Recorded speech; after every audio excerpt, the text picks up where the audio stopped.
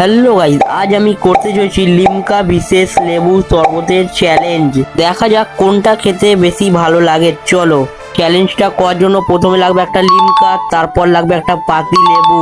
চলো প্রথমে পাতি লেবু শরবতটা বানানো যাক। প্রথমেই আমি চিনির মধ্যে জল দিয়ে দিয়েছিলাম, লেবুও দিয়ে দিলাম, কিছু পরিমাণ বিট নুন দিয়ে দিলাম। এবার গুলতে লাগলাম। এরপর লিমকা নিয়ে নিলাম। চলো এবার একে ঢালা যাক। তাই একটা কাঁচের গ্লাসে ঢেলে নিলাম।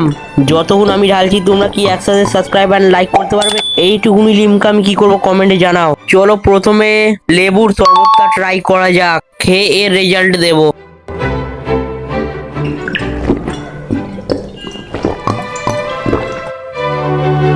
দেখতেই পাচ্ছ গ্লাস পুরো ফাঁকা, আরো মনে হচ্ছে খাই, কিন্তু গাইস কি বলবো শেষ হয়ে গেছে।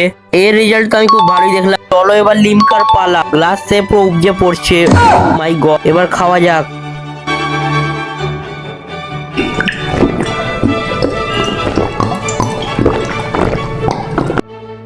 এটাও গাছ দেখতেই পাচ্ছ পুরো ফাঁকা হয়ে গেছে।